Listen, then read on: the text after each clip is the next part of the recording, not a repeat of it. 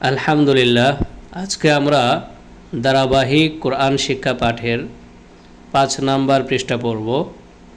তো আজকে যে পড়া পড়ব সেটার পরিচয় আগে প্রথমে দিয়ে দিচ্ছি। উপরে যে দাগগুলো রয়েছে ছোট ছোট, সেগুলোকে বলা হয় ফাতহা বা জবর। তো আমরা সাধারণত জবর বলেই পড়ি। আর নিচে যে ছোট ছোট দাগগুলো রয়েছে হরফের নিচে, সেগুলোকে বলা হয় কাসরা অথবা জের। আর আমরা জের দিয়েই সাধারণত পড়ি। তো চলুন আমরা পড়া শুরু করি।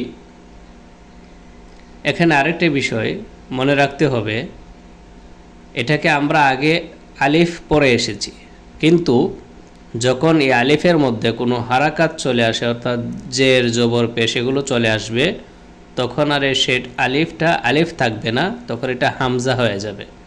তাই এটাকে আমরা এখন হামজা পড়ব।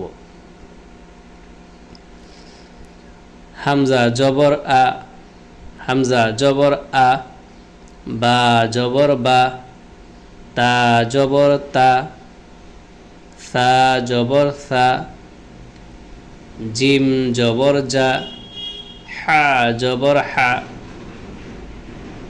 খ জবর খ, দাল জবর দা, রাল জবর রা।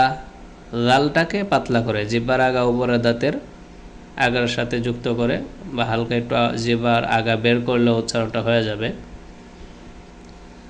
রাল জবর রা, র জবর র, জা জবর জা, সিন জবর সা, শিন জবর শা, সদ জবর স, দদ জবর দ, ত জবর ত,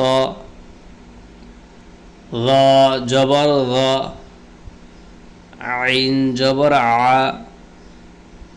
গাইন জবর গ, ফা জবর ফা, কফ জবর ক, কাফ জবর কা, লাম জবর লা, মিম জবর মা,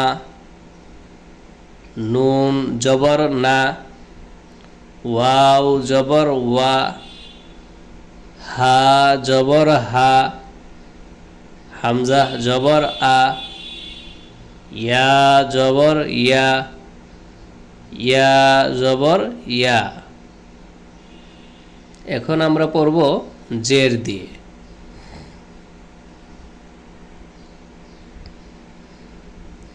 হামজা জের ই, বা জের বি, তা জের তি, সা জের সি, জিম জের জি, হা জের হি, খ জের খি, দাল জের দি, লাল জের রি, লাল জের রি, র জের রি, জা জের জি, সিন জের সি, শিন জের শি, সদ জের সি, দদ জের দি, ত জের তি, ল জের লি, আইন জের ই, গাইন জের গি, ফা জের ফি, কফ জের কি, কাফ জের কি, লাম জের লি, মিম জের মি, নুন জের নি, ওয়াও জের উই, ওয়াও জের উই,